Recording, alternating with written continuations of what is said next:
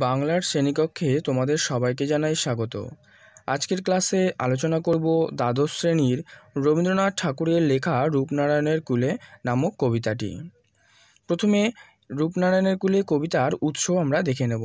উৎস বলতে কোথা থেকে নেওয়া হয়েছে এটি আমরা জানব। দেখো, রূপনারায়ণের কূলে কবিতাটির উৎস হলো রবীন্দ্রনাথ ঠাকুরের রচিত শেষ লেখা কাব্যগ্রন্থের 11 সংখ্যক কবিতাটি এখানে সংকলিত হয়েছে এবং কবিতাটি লেখা হয় 1941 খ্রিস্টাব্দের 13ই মে শান্তিনিকেতনের উদয়ন গৃহে। শেষ লেখা কাব্যগ্রন্থটি প্রকাশিত হয় রবীন্দ্রনাথ ঠাকুরের মৃত্যুর ঠিক পরে, অর্থাৎ 1348 বঙ্গাব্দে।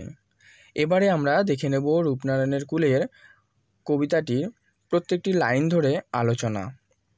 দেখো, প্রথমে বলা হয়েছে এখানে যে রূপনারায়ণের কূলে জেগে উঠিলাম, অর্থাৎ এই কথার মানে হলো যে কবি রূপনারায়ণের কূলে অর্থাৎ এই রূপময় পৃথিবীতে জীবনের অন্তিম মুহূর্তে জেগে উঠেছেন।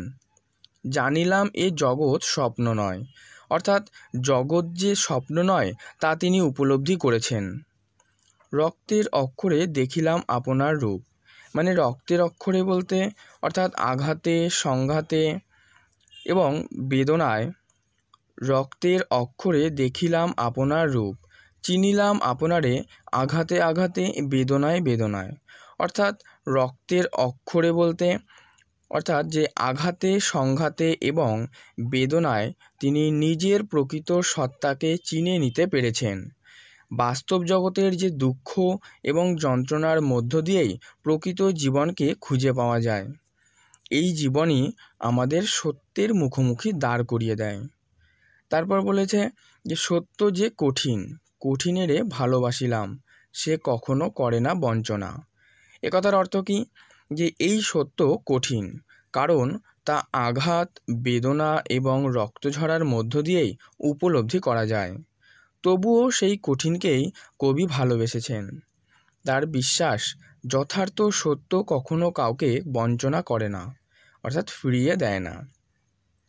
তারপর দেখো যে আমৃত্যুর দুঃখের তপস্যা এ জীবন, সত্যের দারুণ মূল্য লাভ করিবারে, মৃত্যুতে সকল দেনা শোধ করে দিতে। অর্থাৎ এই জীবন হলো আমৃত্যু দুঃখের একটি তপস্যা, তাই সত্যের দারুণ মূল্য লাভ করার জন্য এবং মৃত্যুতে জীবনের সব দেনা শোধ করে দেওয়ার জন্যই কবি নিজেকে প্রতিজ্ঞাবদ্ধ করেছেন। তাহলে এই ছিল রবীন্দ্রনাথ ঠাকুরের রূপনারায়ণের কূলে কবিতাটির মূল বিষয়বস্তু। ভিডিওটি ভালো লাগলে একটি লাইক করো এবং বাংলা সংক্রান্ত যদি কোনো প্রশ্ন থাকে তাহলে অবশ্যই কমেন্ট বক্সে কমেন্ট করে জানাও এবং চ্যানেলে যদি নতুন হয়ে থাকো চ্যানেলটি সাবস্ক্রাইব করে পাশে থাকা বেল বাটনটি অল করে দিও, যাতে তোমার দেওয়া প্রশ্নের উত্তর সবার আগেই তোমার কাছে পৌঁছে যায়। Thank you.